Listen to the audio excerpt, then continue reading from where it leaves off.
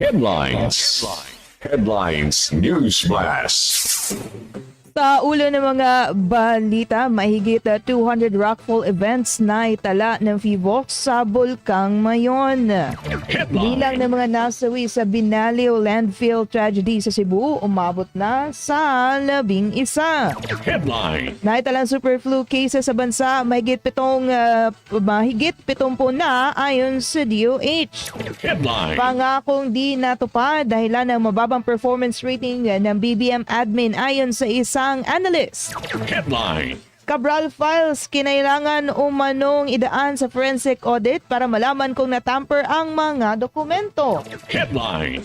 Sa ating international news, Greenland hindi papayag na masakop ng Estados Unidos. Sa ating Headline. sports news, veteran spiker na si Aiza Maiza Puntillas maglalaro na para sa Galleries. Headline. At sa ating showbiz news, Lea Salonga inawit ang ilang fairy tale classics sa isang concert para sa 20th anniversary ng Hong Kong Disney. Headlines. Headlines News Blast. Sumasambulat sa buong Pilipinas. Sunshine News Blast. Magandang tanghali Pilipinas. Araw ngayon ng Martes, January 13, 2026. Ako yung makakasama, Val Divina. Sumasambulat sa buong Pilipinas. Sunshine News Blast.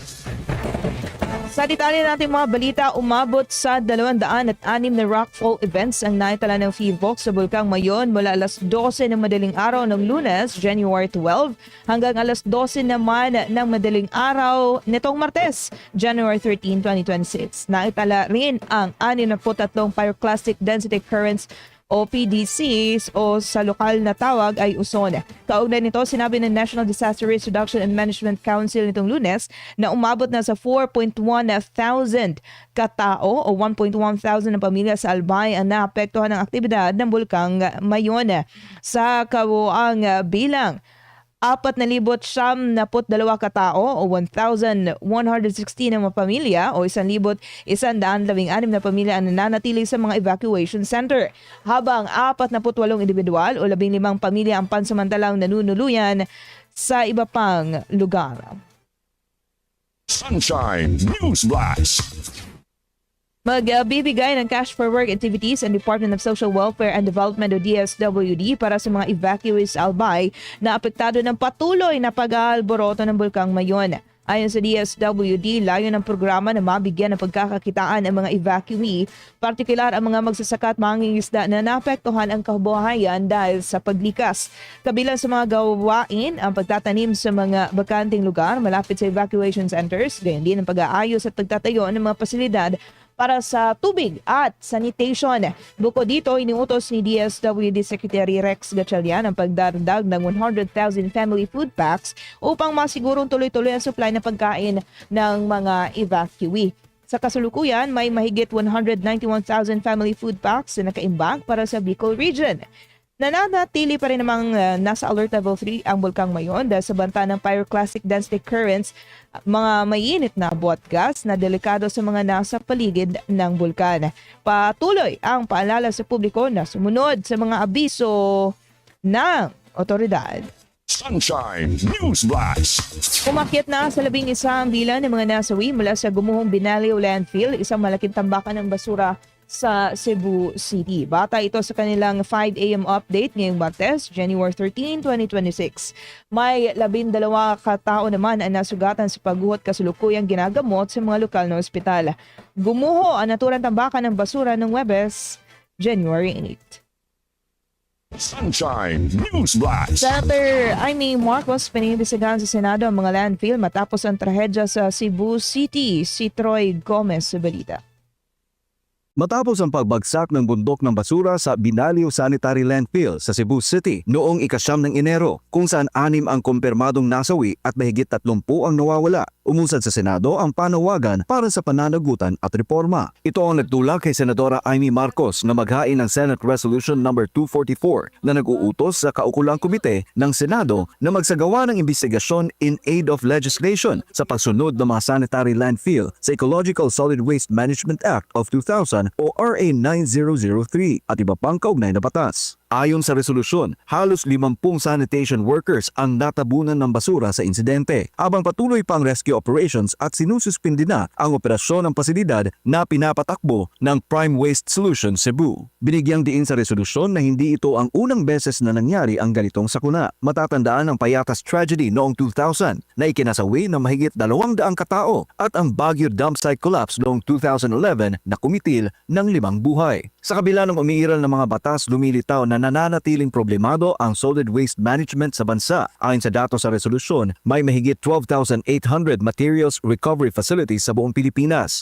Ngunit 343 sanitary landfills lamang ang nagsisilbi sa 748 LGUs. Malayo sa sapat kung ikukumpara sa dami ng basurang nalilikha araw-araw. Binuksan din ng resolusyon ang mas mainit na issue, ang posibleng paggamit ng waste-to-energy technologies tulad ng controlled incineration, isang sistemang ginagamit na sa Japan, Singapore at Germany, na kayang magbawas ng basura ng hanggang 70 hanggang 90% at makalikha pa ng kuryente. Ngunit sa Pilipinas, nananatiling ipinagbabawal ang incineration sa ilalim ng Clean Air Act, kaya't nais ng Senado na muling pag-aralan kung dapat bang baguhin o i-update ang kasalukuyang pulisiya. Para sa Diyos at sa Pilipinas kung mahal, Troy Gomez nag-uulat, SMNI News. Sunshine News Blast. PBBM nasa UAE na para sa isang araw na working visit. Si Creseline Catarang sa report. Dumating si Pangulong Ferdinand Marcos Jr. sa United Arab Emirates bandang hating gabi ng Lunes para sa isang araw ng working visit sa paanyaya ni UAE President Sheikh Mohammed bin Zayed Al Nahyan. Lumapag ang eroplanong sinakyan niya alas 11:09 ng gabi sa Al Bateen Airport, Abu Dhabi, kung saan mainit siyang sinalubong ni UAE Minister of State Said Al Hajeri, pati na rin ang Foreign Affairs Secretary Maria Teresa Lazaro at Philippine Ambassador to the UAE Alfonso Verne. Sa kanyang pagbisita, makikibahagi si Marcos sa kapwa mga pinuno ng Estado at pamahalaan na dadalo sa Abu Dhabi Sustainability Week, isang taonang forum na nagsisilbing plataporma para sa pandaigdigang kooperasyon upang tugunan ang kasalukuyan at hinaharap na mga hamon. Sa kanyang pahayag bago umalis ng bansa, sinabi ng Pangulo na aktibong makikilahok ang Pilipinas sa mga talakayan hinggil sa magkakaugnay ng mga pandaigdigang issue kabilang ang enerhiya, tubig, pananalapi, seguridad sa pagkain at pangangalaga sa kapaligiran. Isa pang mahalagang bahagi ng working visit ang paglagda sa dalawang pangunahing kasunduang bilateral sa pagitan ng Pilipinas at UAE, ang Comprehensive Economic Partnership Agreement o CEPA at ang Memorandum of Understanding ukol sa Defense Cooperation. Ang CEPA o ang kasunduang pangkalakalan sa pagitan ng Pilipinas at UAE ay inaasahang magpapalawak ng malaki sa access ng mga produktong Pilipino sa pamilihan ng Middle East, particular sa Gulf region. Samantala, ang MOU sa Defense Cooperation ay magtatatag ng balangkas para sa pagtutulungan sa makabagong defense technologies. Ayon kay Pangulong Marcos, makikinabang sa mga kasunduang ito hindi lamang ang bansa kundi pati ang tinatayang 900,000 Pilipinong naninirahan sa UAE. Bukod dito, nakatakda rin siyang magsagawa ng business meetings at makipag-ugnayan sa mga miyembro ng Filipino community doon. Para sa Diyos at sa Pilipinas kung mahal, ito si Creseline Catarong, SMNI News. Sunshine News Blast. Sinabi ng Department of Health na tumataas na ang record ng superflu cases sa bansa. Ayon sa datos ng ahensya hanggang December 2025, mayroong 77 superflu cases sa Pilipinas. Ang National Capital Region ang may pinakamataas na kaso ng superflu. Sinundan nito ng Calabarzon at Cordillera Administrative Region. Hinihikayat na ngayon ng publiko na magpabakuna kapag available na mga updated na flu vaccines sa Pebrero o Marso ngayon taon. DAR Sunshine Radio Report. Korupsyon hindi dapat maging hadlang sa paggastos para sa infrastruktura ayon kay Senator Win Gatchalian. Si Troy Gomez sa detalye ng balita. Giniit ni Senador Win Gatchalian na hindi dapat pigilan ng isyu ng korupsyon ang pagpapatuloy ng mga proyektong pang-infrastruktura ng halaga sa paglago ng ekonomiya ng bansa. Bilang chairperson ng Senate Committee on Finance, sinabi ng senador na ang solusyon sa korupsyon ay ang papanagutin at ikulong ang mga may sala at hindi ang bawasan ang mga programa nagbibigay ng trabaho at nagpapasigla sa ekonomiya. Sa kasalukuyan, ang pondo ng Department of Public Works and Highways ay ibinaba sa 521 bilyong piso, nakatumbat lamang ng 4.5% ng gross domestic product. mas mababa ito sa target na 5% na kinakailangan upang masuportahan ang tuloy-tuloy na pag-unlad. Ay kay Gatchalian, tumagal ang pag-gasta sa infrastruktura matapos lumabas ang mga issues sa flood control projects. Kaya maraming pondo ang hindi nagamit. Git niya, hindi ito dapat maging permanente at kailangan pa rin gastusan ang infrastruktura upang mapanatili ang paglago ng ekonomiya. Para sa Diyos at sa Pilipinas kumahal, Troy Gomez ang ulat, kapartner mo sa Balikat Serbisyo. Kapartner News Blast. Pag-export ng 100,000 metric tons ng asukal sa Estados Unidos, pinayagan na ayon sa DA. Si Sheena Torno sa report. Inaprubahan na ng Department of Agriculture ang plano ng Sugar Regulatory Administration o SRA na mag-export ng 100,000 metric tons ng asukal sa Estados Unidos. Ayon sa DA, tumaas sa 130,000 metric tons ang produksyon ng asukal noong nakarang ani. Ngunit ang sobra-sobrang supply ng raw sugar ay nagdulot ng problema sa mga lokal na magtutubo. Sinabi ni DA Secretary Francisco Chu Laurel Jr. na ang paglalaan ng bahagi ng supply ng asukal sa pamamagitan ng pag-e-export sa ilalim ng US tariff rate quota ay makatutulong upang maibsan ang pagbagsak ng farm gate price. Sa panig naman ng SRA, sinabi nila na ang pag-aproba sa pag-export ng asukal ay sumasalamin sa malaking pagtaas ng produksyon nito sa bansa. Ngunit kinakailangan pa ring balansehin ang pangangailangan at supply nito. Samantala, mahigpit ding binabantay ng DA at SRA ang mga pag-aangkat ng artificial sweeteners na nakaapekto ngayon sa demand at presyo ng produksyon ng lokal na asukal. Plano rin ang ahensya na hilingin sa Department of Health na suriin ang posibleng epekto ng paggamit ng artificial sweeteners sa kalusugan ng tao. Para sa Diyos at sa Pilipinas kung mahal. Ito si Sheena Torno, SMNI News. The AR Sunshine Radio Report. 105.5 million pesos na puslit na sigarilyo sa Bataan na samsam ng customs. Si Margot Gonzalez sa detalye ng balita. Margot?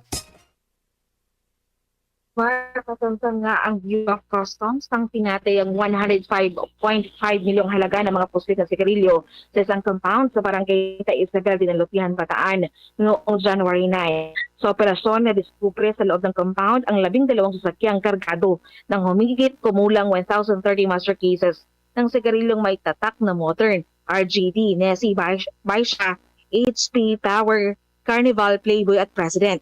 Base sa packaging at ginawang investigasyon ng customs sa China, Vietnam at Korea nagmula ang mga produkto at planong ipakalat sa Region 2 at Region 3. Binigang diin naman ni Customs Chief Ariel Nepomuceno na patuloy ang mahigpit na kampanya ng siling upang maprotektahan ng kita ng gobyerno. Para sa Diyos at Pilipinas, kumahal Margot Gonzalez, kapartner sa balita at sa Kapartner News Blast. Samantala, nangako ang gobyerno na may mapapakulong silang big fish na sangkot sa flood control anomaly. Ngunit sa panayam ng SMNI News sa political analyst na si Professor Eric De Torres, dahil hindi natupad ay maaaring isa ito sa mga dahilan bakit mas lalong bumaba ang rating ng buong Marcos Jr. admin. Ayon kay De Torres, hanggang ngayon ay maliliit lang ng mga isda o mga hindi pangunahing sangkot sa anomalya ang nakakulong. Sunshine News Una Blast. sa lahat, wala pa rin din kasing tuldok o hindi pa rin din talaga napapanagot yung mga dapat na mapanagot dito sa buong flood control issue or flood control scandal. Tama, ang Pangulo ang nagsiwalat ng issue o usapin na ito. Pero ang tanong at hinahanap ng taong bayan at recently, tingin ko nakaapekto rin din ito, yung pronouncement niya na pagdating ng Disyembre, may malaking isda o may malaking mga opisyal na mapapanagot. Nagdaan at nakalipas yung buong Disyembre, Pasko at Bagong Taon, pero walang, yun nga, malaking isda ang nadakil. Ang political analyst na si Professor Eric De Torres sa panayam ng SMNI News. Sa ginawang survey ng Publicus Asia noong December 2025, nakuha ng buong Marcos Jr. admin ang net performance rating na negative 27%. The AR Sunshine Radio Report. Samantala, pagpapalakas ng MSMEs para makalikha ng mas maraming trabaho, ipinanawagan ni Senator Villanueva. Si Troy Gomez magbabalik para sa detalye ng balita. Pal nananawagan si Senator Joel Villanueva na bigyan prioridad sa 2026 national budget ang pagpapalakas sa micro, small, and medium enterprises o MSMEs upang matugunan ang pagpatuloy na problema sa kawalan ng kakulangan ng trabaho. Para sa pinakahuling datos ng Philippine Statistics Authority, bumaba ang unemployment rate sa 4.4% noong Nobyembre, katumpas ng 2.25 milyong Pilipino walang trabaho. Ay Senador, mahalaga ang buwan-buwan at taunang pagtakas ng employment upang maging makatotohanan ang paglago ng ekonomiya. Binubuo ng MSME sa halos 100% ng mga negosyo sa bansa at nagbibigay ng halos 70% ng kapwa trabaho. Para sa Diyos at sa Pilipinas, kumahal. Troy Gomes ang ulat, kapartner mo sa Balita at Serbisyo. Kapartner News Blast. Sumasambulat sa buong Pilipinas. Sunshine News Blast. Time check 11:47 in the morning.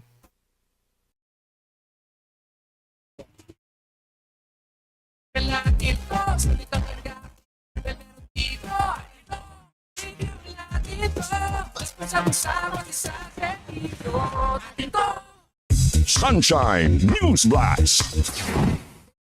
Muling nagbabalik ang Sunshine News Blast.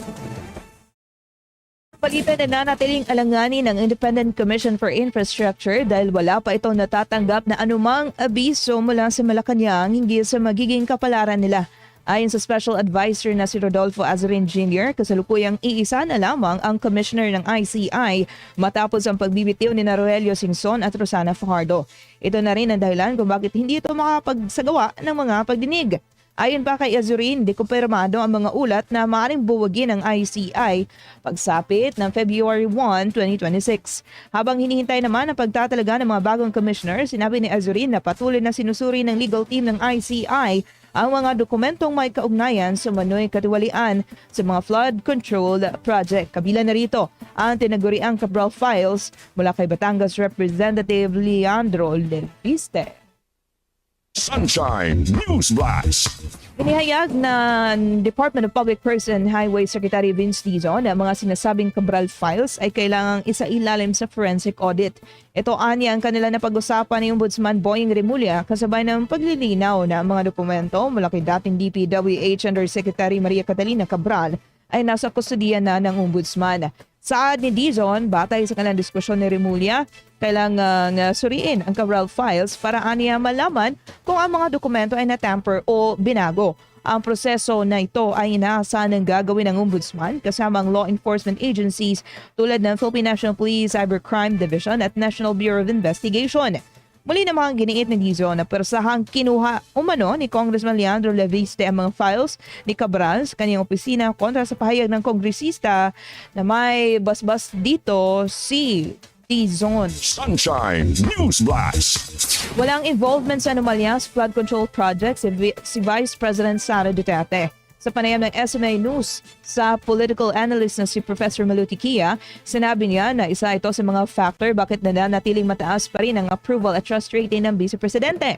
Wala rin napatunayan na may nilustay si VP Sara sa pamamagitan ng confidential funds dahil na-i-clear na ito ng Commission on Audit. Higit sa lahat, sinabi rin ni Tikia na iligal at hindi tamang ginawa ng pamalaan sa ama ni VP Sara na si dating Pangulong Rodrigo Duterte dahilan para pumanig sa kanyang karamihan sa mga Pilipino. Sunshine News Blast. Simple, hindi siya involved sa flood control projects, number one. Pangalawa, yung paulit-ulit na 125 at 500 million, ang mga tao naniniwala na ang COA nag-decide doon. Presidente Digong, sinurrender nila sa ICC. Sinurrender. Ang political analyst na si Professor Malutikia sa panayam ng Yaseminay News, ipiniliwanag naman ni Tikia na ang mataas na trust at approval ratings ng isang opisyal ng gobyerno ay madaling ma-convert bilang boto. The AR Sunshine Radio Report. Senator Bam Aquino hinamon ng DepEd at CHED na huwag biguin ang kabataan. Si Troy Gomez magbabalik muli para sa detalye ng balita. Troy? Hinamon ni Senador Pacino, Department of Education and Commission on Higher Education na tiyakin ang tama at buong paggamit ng record high ng 1.34 bilyong pisong education budget sa ilalim ng 2026 national budget. Ayon sa Senador, walang binawas sa pondo ng edukasyon Kaya inaasahan ng taong ang mga estudyante na maipatutupad ng maayos ang mga programa. Babantayan din ng Senate Committee on Basic Education ang paggamit ng pondo upang masigurong walang ghost projects at walang ghost students. Kasama sa education budget ang 67 bilyong piso para sa libreng kolehiyo, 68 bilyon para sa pagtatayo ng mga silid-aralan at 25.6 na bilyon para sa school-based feeding program. Layunin ng mga pondo ito na mapabuti ang kalidad at access sa edukasyon sa kabataang Pilipino. Para sa Diyos at sa Pilipinas, kung mahal. Troy Dom sa ulat, kapartner mo sa Balita Servisyo. Kapartner News Blast. Napakalinaw na hindi dapat maharap si Vice President Sara Duterte sa isang impeachment. Sinabi to ni Pwersa ng Pilipinong Pandagat Party's Representative Harold Duterte bilang tugon sa ulat na posibleng maihain sa susunod na buwan ay isang bagong impeachment complaint laban sa kanyang pinsan na si VP Sara. Ito ay kahit hindi pa nare-resolba ng Korte Suprema ang apela ng Kamara laban sa desisyon na nagdeklarang iligal ang mga impeachment complaint. Matatandaan noong July 2025, nagpasya ang Korte Suprema na iligal ang impeachment case laban kay VP Sara dahil sa paglabag sa one-year bar rule. Nalabag din ng Kamara ang due process dahil hindi nasunod ang ilang mga patakaran. Sunshine News Blast. Napigilang makalabas sa bansa ang dalawang babae na nagkunwaring mga empleyado ng Kamara at may dalang pekeng travel documents. Ayon sa Bureau of Immigration, ang dalawang babae hinarang sa Mactan Cebu International Airport noong January 7, 2026 bago pa man sila makasakay sa kanilang biyahe patungong Vietnam. Sinabi ng ahensya na inangkin ng dalawang pasahero na sila ay mga encoder ng Kamara at magbabakasyon lamang sa Vietnam. Gayunman, napansin ng mga immigration officer ang hindi pagkakatugma sa kanilang mga pahayag kaya't nagpasya silang isailalim ang mga ito sa secondary inspection. Sa isinagawang interogasyon, inamin ng dalawang pasahero na sila ay na-recruit ng isang babaeng nakakausap nilang online at nagbayad sila ng mahigit 100,000 pesos bawat isa para sa pagproseso ng kanilang mga dokumento. Sinabi rin nila na inutusan sila ng kanilang recruiter na magtungo muna sa Vietnam at doon maghintay ng kanilang visa at mga travel arrangement patungong Bulgaria kung saan sila sana magtatrabaho bilang bahagi ng crew ng isang restaurant. Ang dalawang babae ay sinuko na sa Interagency Council Against Trafficking para sa kaukulang tulong at para sa paghahain ng angkop ng mga kaso laban sa kanilang recruiter. Sunshine News Blast. Tinibak sa pwesto ang dalawang opisyal ng Bureau of Fire Protection dahil sa umano'y pagtanggap ng kickback mula sa overpriced ng mga fire extinguisher. Sinasabing umabot sa 30 million pesos ang nakolekta ng mga opisyal ng BFP mula sa pagbebenta ng fire extinguisher sa isang gusali lamang. Ang dalawang opisyal, isa mula sa BFP Quezon City at isa mula sa BFP National Capital Region, ay isinailalim na sa administrative relief upang maiwasan ang pakikialam sa patuloy na investigasyon. Lumabas din sa ulat na mga aplikante ng permit ng BFP ay pinipilit umanong bumili ng fire extinguisher na doble o triple ang presyo. Kung dito bibili ay maharap ang aplikante sa pagkantala o pagkakait ng business at building permits. Sumasambulat sa buong Pilipinas. Sunshine News Blast. International News Blast. Paigtingin na ng Greenland ang kanilang mga pagsisikap upang matiyak na hindi sila makuha ng Estados Unidos. Bilang tugon ito sa sinabi ni US President Donald Trump na kailangan nila sakupin ng Greenland upang maiwasan ang posibleng pananakop ng Russia o China sa naturang teritoryo. Lalo na at ang Greenland ay nasa gitna ng Arctic sa pagitan ng North America at Europe at dumadaan dito ang intercontinental missiles at ruta pa ng military aircraft. Naniniwala ang Estados Unidos na kapag may base ang Russia o China sa Greenland, mas mabilis nilang maabot ang Estados Unidos at Europe. Unang inihain ni Trump ang ideya ng pagkuha ng Estados Unidos sa Greenland noong 2019 sa kanyang unang termino. Bagamat pinamunuan ng Denmark ang Greenland sa loob ng maraming siglo, unti-unti namang patungo ang teritoryo sa kasarinlan mula pa noong 1979. Sports News Blast. Nakuha ng Galleries Tower High Risers and veteran spiker na si Aiza Maizo Puntillas habang naghahanda para sa 2026 PVL All-Filipino Conference. Opisyal na inanunsyo ng High Risers noong Lunes, January 12, 2026, ang pagdating ni Maizo Puntillas sa team. Dahil dito, makakasama na niya sina Julia Kernel, Jean Assis, Winnie Bedania at Rosel Baliton. Si Maizo Puntillas na isa sa mga magagaling na opposite spiker ay mula sa Petrogas Angels. Napunta ito sa galleries matapos i-anunsyo ng Petrogas ang kanilang leave of absence sa Premier Volleyball League o PVL. Samantala, bukod kay Maizo Puntillas, nakuha rin ng galleries mula sa ibang team sina Bilav Barbon ng Petrogas, Erica Ragas at Camille Victoria mula sa Akari Chargers, Judo Angeles, Shar Ancheta at Doliver Soza ng Zeus Thunderbells, Laika Ebon mula Next Led Chameleons, Erica Deloria ng disbanded Charitigo Cruisers at Shola Alvarez ng Capital One Solar Spikers. Showbiz News Blast. Naghandog si Lea Salonga ng Fairy Tale Classic sa isang concert na ginanap bilang pagdiriwang ng ika-20th anniversary ng Hong Kong Disneyland nitong Sabado, January 10, 2026. Halimbawa narito ang mga kanta tulad ng A Whole New World at Reflection. Inawit din ni Lea ang Almost There, Someday My Prince Will Come, Let It Go at How Far I'll Go. Mahalagang sandali para kay Lea naturang concert dahil una siyang nagtanghal sa Hong Kong Disneyland ang grand opening nito. Si Salonga na siyang tinig sa pag-awit na Mulan at Princess Jasmine sa mga pelikulang Mulan at Aladdin ay ginawaran ng titulong Disney Legend noong 2011. Sumasambulat sa buong Pilipinas. Sunshine News Blast. Ang salita ng Ama sa pamamagitan ng hinirang na anak ng Diyos, Pastor Apollo C. Kibuloy. If we are chastised with fire, we are refined as gold. Kung pinaparusahan tayo ng apoy, tayo nililinis tulad ng ginto.